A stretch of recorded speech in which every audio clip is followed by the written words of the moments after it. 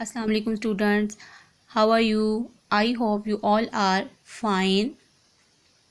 Today we will do सबक number 6 आज का काम कल पर मत छोड़ो, पढ़ाई प्लस बुक वर्क। बच्चों, इस कहानी में एक लड़का है जिसका नाम अकरम है, उसकी वालदा हैं और उसकी टीचर हैं। प्यारे बच्चों, किसी काम को मुकर्रर वक्त पर और बाकायदगी से अंजाम देना वक्त की पाबंदी है। जो लोग आज का काम कल पर छोड़ देते हैं वो कभी तरक्की नहीं कर पाते। तो प्यारे बच्चों, इस कहानी में अकरम तीसरी जमात में पढ़ता था। स्कूल के तमाम उस्ताद को इससे शिकायत थी कि वो टेस्ट याद नहीं करता और फेल हो जाता था।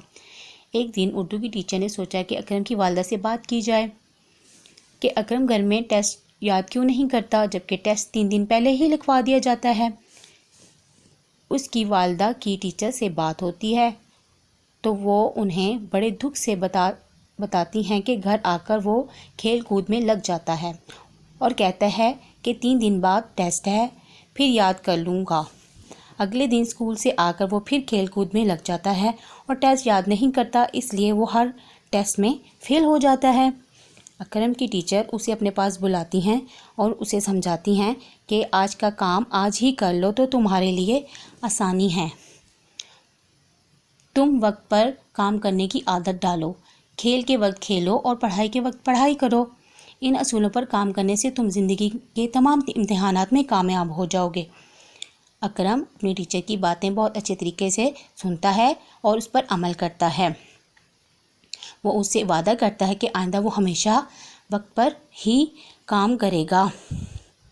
तो बच्चों, हमें भी चाहिए हम अपना काम वक्त पर करें और अपना काम कल पर मत छोड़ें। तो बच्चों, अब हम बुक वर्क करेंगे। सफ़ा नंबर 27 सवाल नंबर 4 खाली जगह पुर करें। नंबर 1, जो लोग आज का काम कल पर छोड़ देते हैं वो कभी डैश नहीं होते, कामयाब नहीं होते। नंबर 2, स्कूल के तमाम उस्ताद को डैश थी कि वो टेस्ट याद नहीं करता, शिकायत थी। नंबर 3, एक रोज़ डैश की टीचर ने अकरम की वालदा से बात की, उर्दू की टीचर ने। नंबर 4, आज का काम आज ही कर लो तो तुम्हारे लिए आसानी होगी।